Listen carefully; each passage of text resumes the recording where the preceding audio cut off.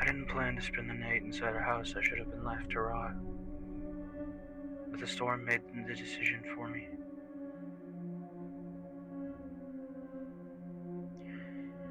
I've been driving the back roads to shave time.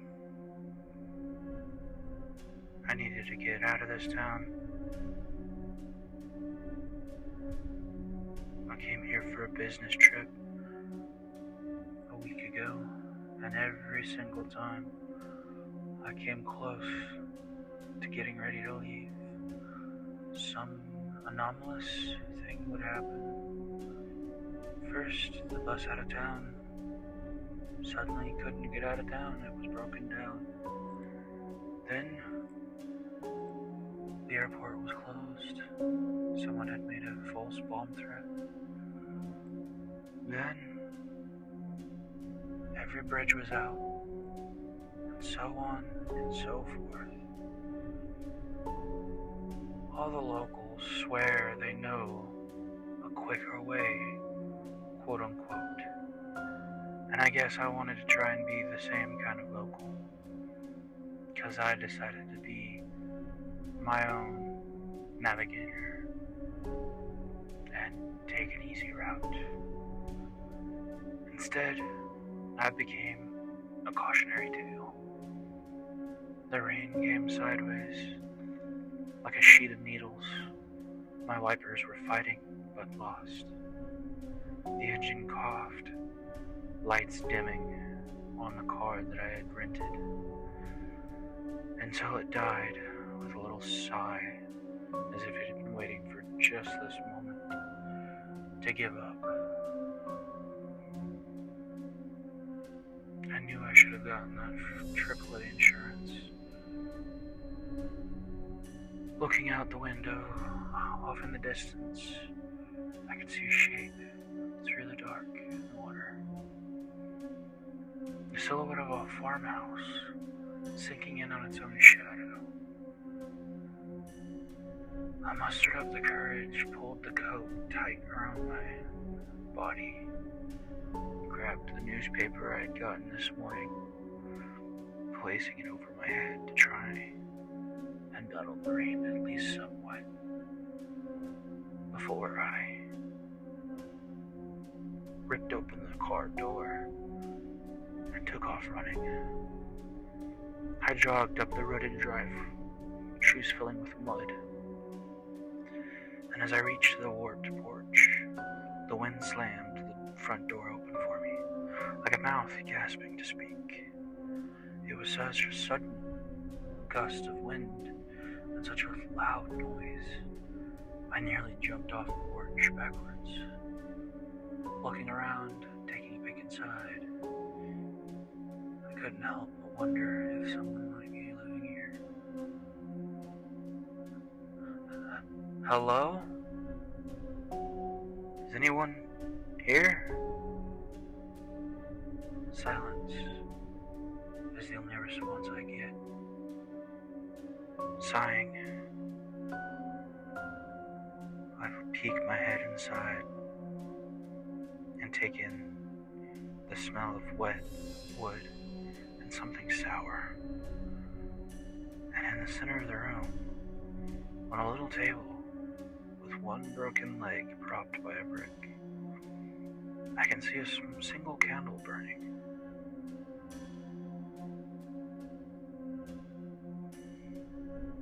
I step inside, closing the door behind me to try and shield myself from the whippling winds and the sheer ferocity of the rain.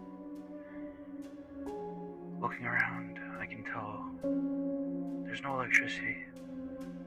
There are no lanterns, no lamps, just this candle, patient and steady, the flame curving when I come near it, like it knows me. I told myself I'd wait out the thunder, 30 minutes, maybe, or maybe an hour tops, just as long as the rain was beating down as harsh as it was. Maybe after it had stopped, I could give the rental company a call. It seems how it's their car. The should be able to give me a lift. But I guess the storm had other plans. Because as if I'm on command, the moment I managed to get the door closed, it was as if the skies opened up and the ocean began to fall upon the land. I have never seen in my entire life the amount of rain and wind and lightning and thunder as what has suddenly befallen me in this place.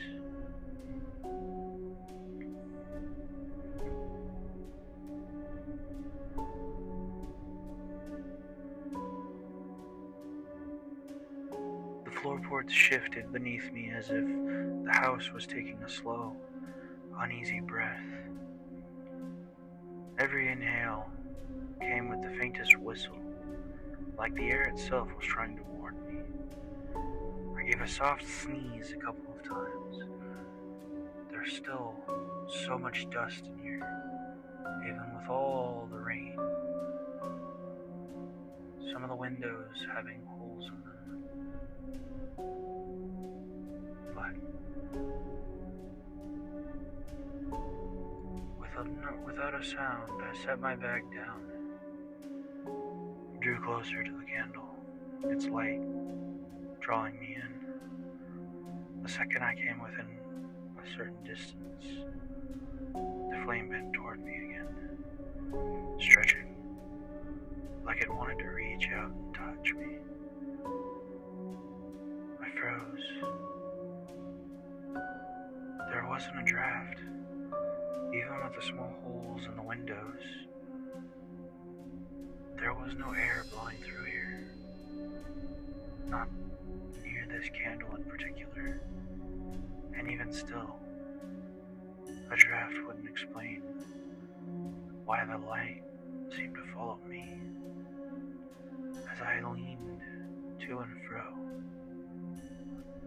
The flame bent towards me and followed my movements.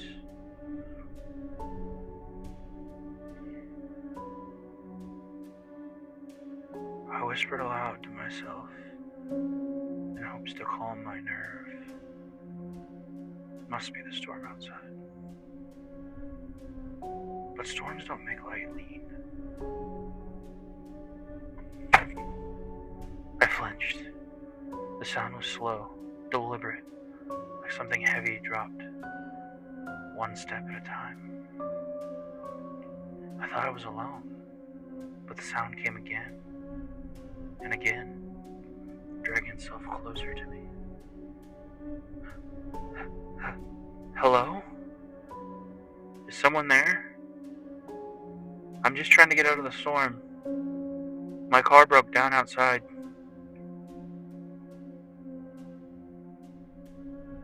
The sound keeps drawing closer, but no answer comes from its owner. Fear reignites inside my chest. I back toward the door, hand on the knob.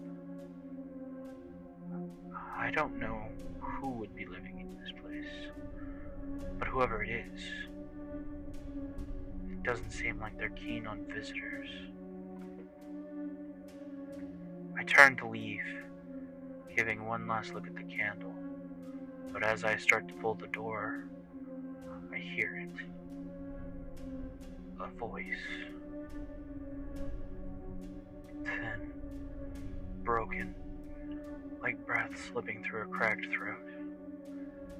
Stay. It came from the dark, beyond the candle's reach. I wanted to run. I could feel the door handle in my hand, the metal cold, trembling. The door already cracked. But it's as if all the light in the world had just suddenly vanished. The candle's light was the only thing that felt real in this room. I couldn't even see outside anymore. Every inch beyond the edges of the glow from the candle were a sea of black, thick, suffocating, and alive. I take a step away from the door, closer to the candle, still somewhat in the middle of the room. And then the whispers came again.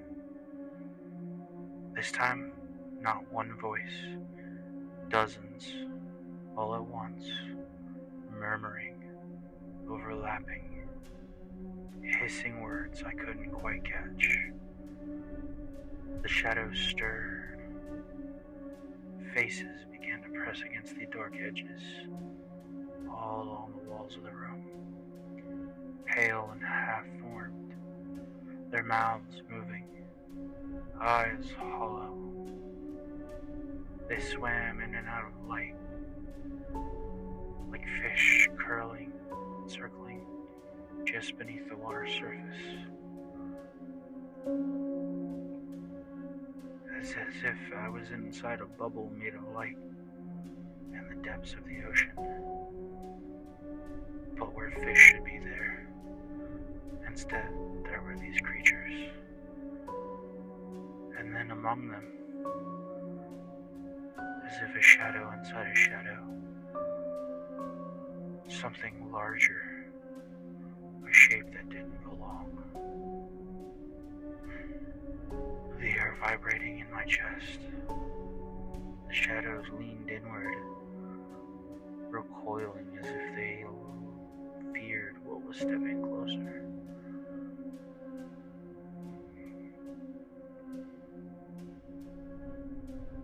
The air chilled and cold.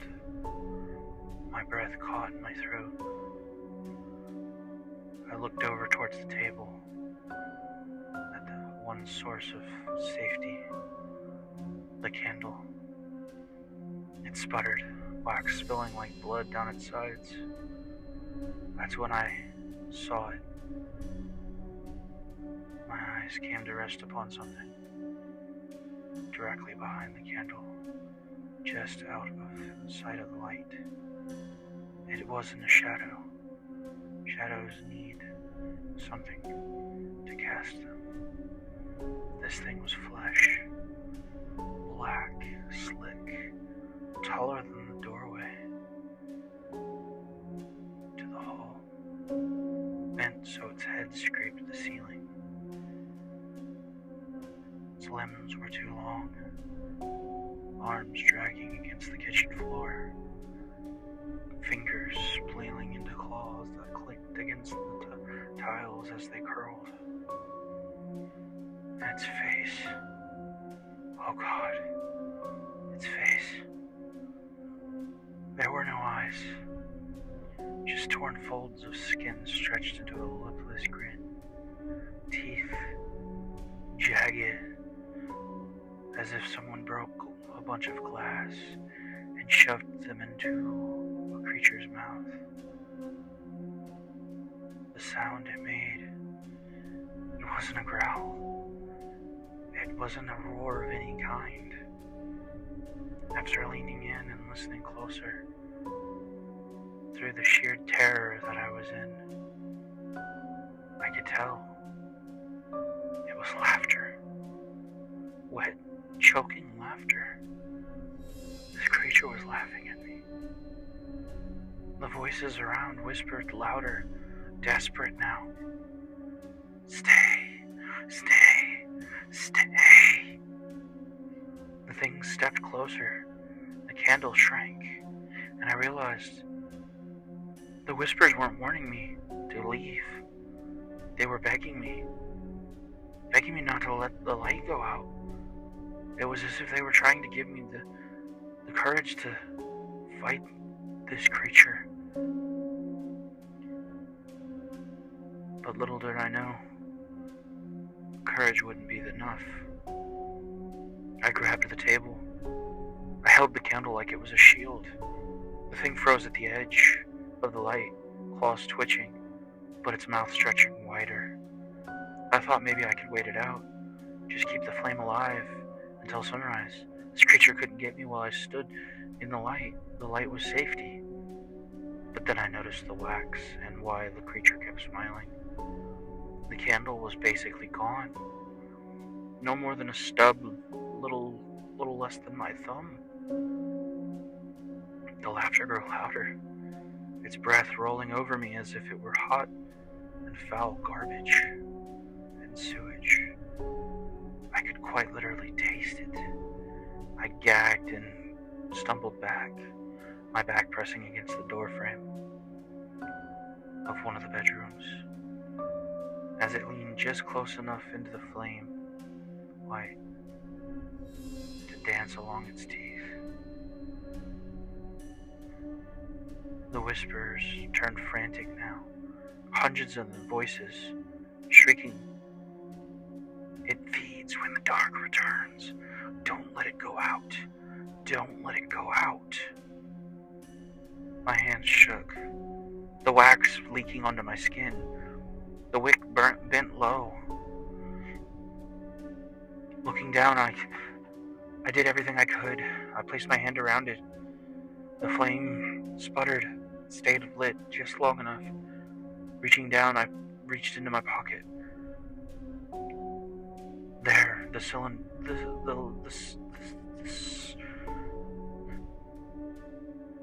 the stiff.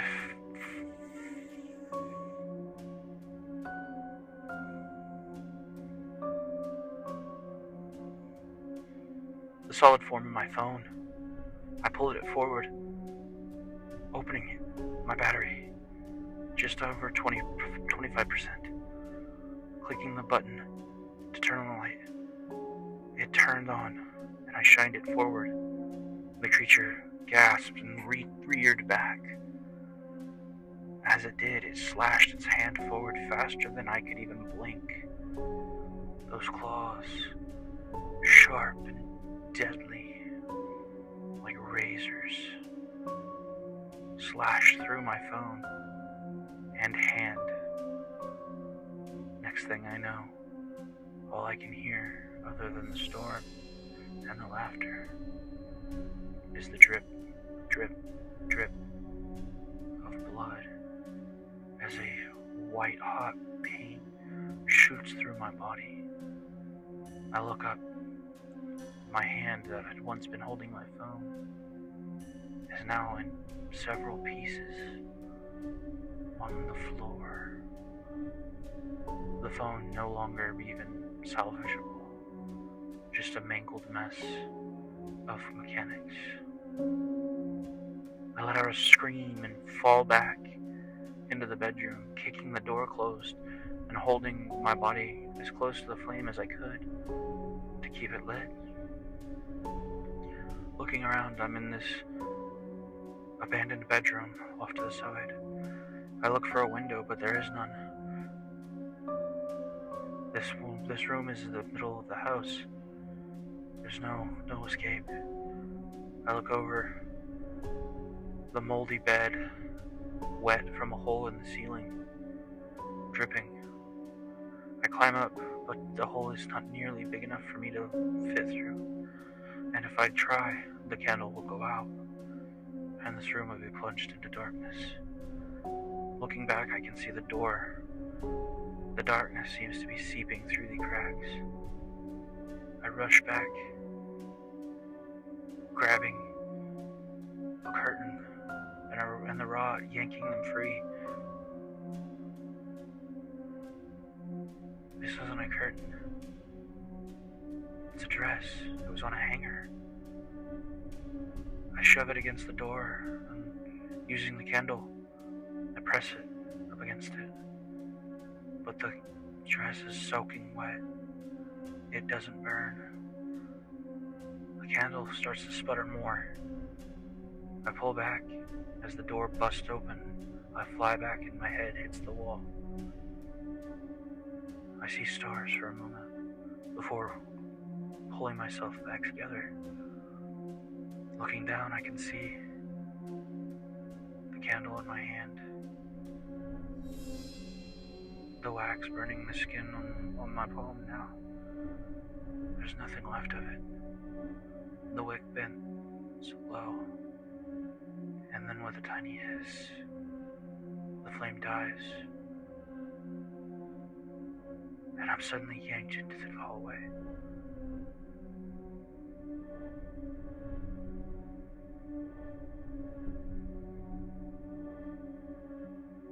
They'll find this recording. Maybe they'll think it's just a story. But I know what I felt, what I heard, what pulled me into that dark hallway. And I know if you're listening right now, if you're hearing my voice,